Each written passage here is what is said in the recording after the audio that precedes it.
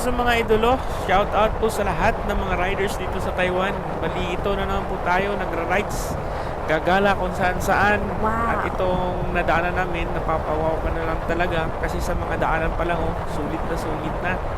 Tapos tingin mo kung nakikita yung kalbo na yan, yun yung mga ano, yung may earthquake dito, nagla-landslide po dyan. Kaya kayo naman, medyo okay na. So ngayon, dito talaga ako na-amaze sa dinaanan namin. Grabe yung tayo, di ba sa atin may kabyang tayo. So ito, di ko sure kung makatawag po itong kabyang kasi nga mula dito, 4 lanes po yung ating dadaanan.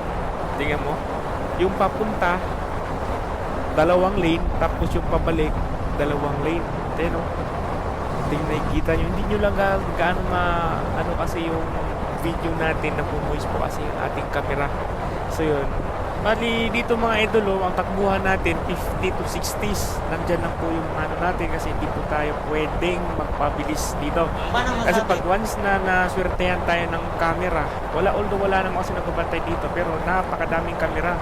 Pag once maswertehan tayo, wala.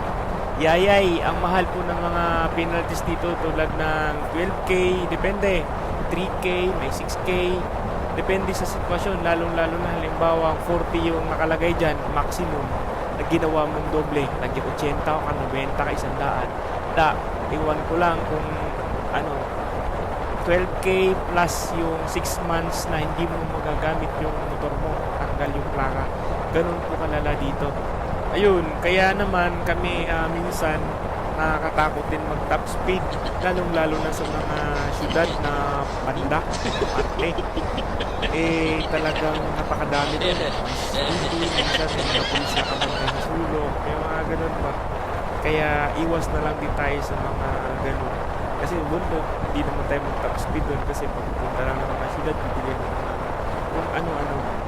Tapos ito, sa tagal-tagal po natin pagdadaldal, ilang minuto na, di ba, hindi ko pinat po yung video kasi nga ang takbuhan nito 50 to 60.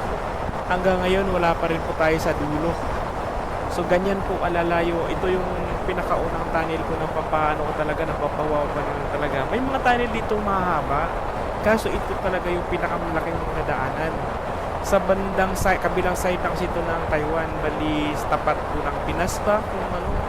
Basta ano, Taitung to Hualien to Yilan, dyan po yung gusto kong balikan. Bali, next ulit, magkaan tayo, dadaanan ulit natin to magta-Taiwan loop ulit, pang 2 times. Pero kung kami naka 2 times pang 2 times na namin, may mga kababayan tayo dito na napakahilig din mag long ride.